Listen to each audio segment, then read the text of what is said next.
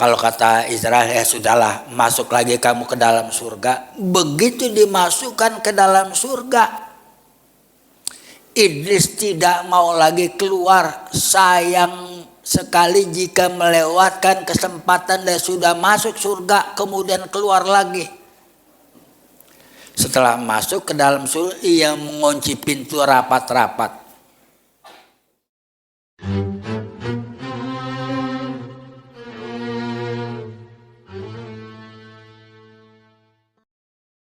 Yang kedua, ada lagi manusia yang matinya walaupun dia nabi tanpa pemberitahuan,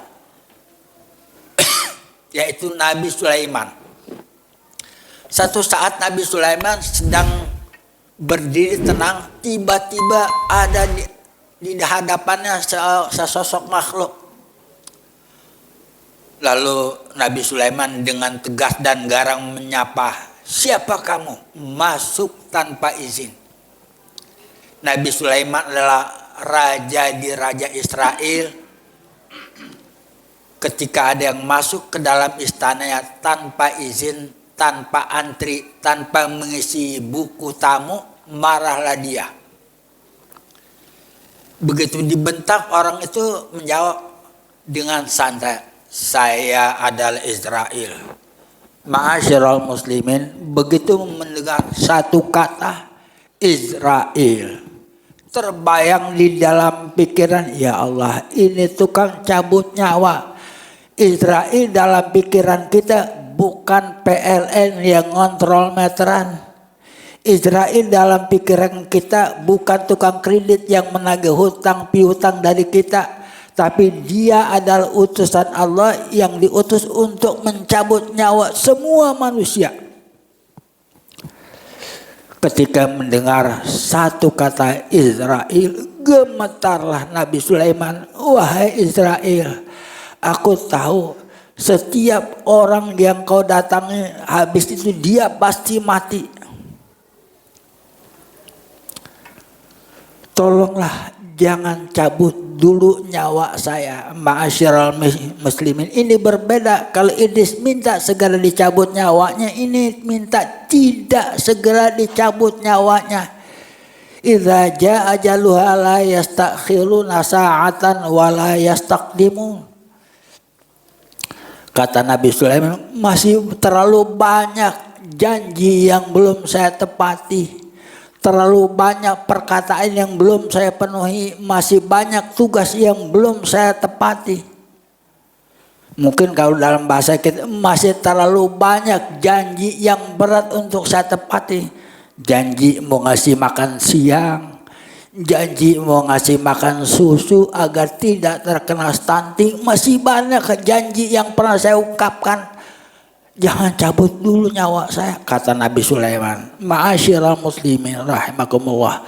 Begitulah orang yang betul-betul menyadari walau seorang nabi takut juga menghadapi kematian.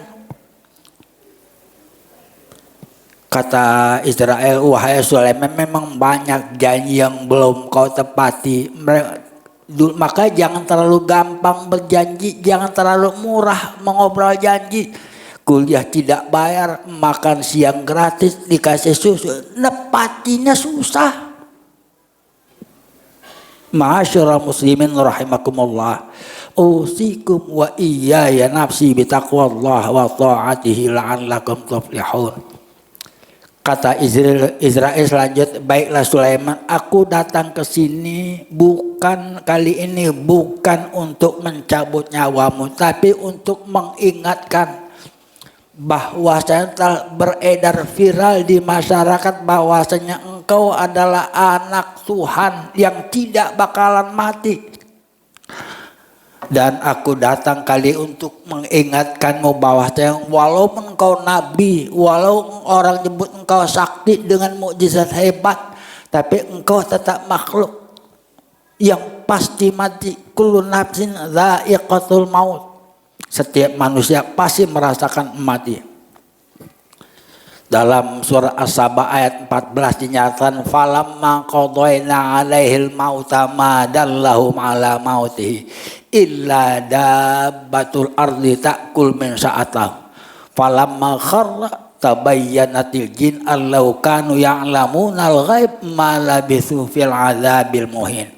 Dan benarlah Nabi Sulaiman biar orang sebut hebat tetap mati, yang disebut sakti mati, Nabi juga mati, dan matilah Nabi Sulaiman. Kematian Nabi Sulaiman tidak ada yang tahu dan tanpa peringatan.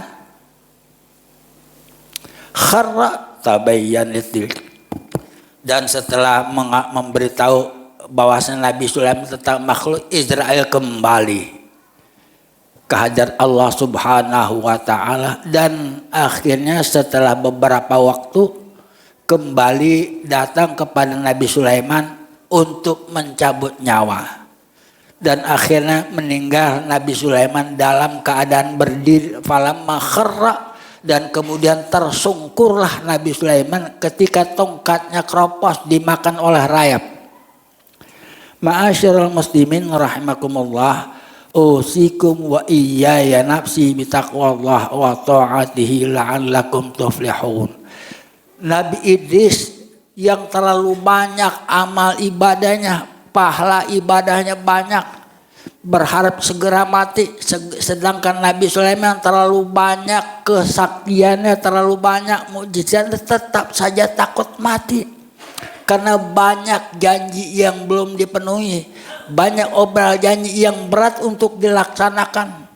Tapi akhirnya Allah panggil juga hadiratnya dan meninggal Nabi Sulaiman dalam keadaan berdiri. Kapan matinya tidak ada yang tahu, hanya ketahuan telah mati ketika beliau tersungkur dari dirinya. Semoga khutbah mengingatkan mati ini mengingatkan kita bahwa kita pun akan mengalami apa yang dialami oleh Nabi Idris. Kita pun akan mengalami seperti apa yang dialami oleh Nabi Sulaiman. Semoga saat menghadap kehadirat Allah Subhanahu wa taala, dosa-dosa kita telah diampuni, kekhilafan kita telah didelet, dan amal ibadah kita diterima dan dilipat gandakan oleh Allah Subhanahu wa taala.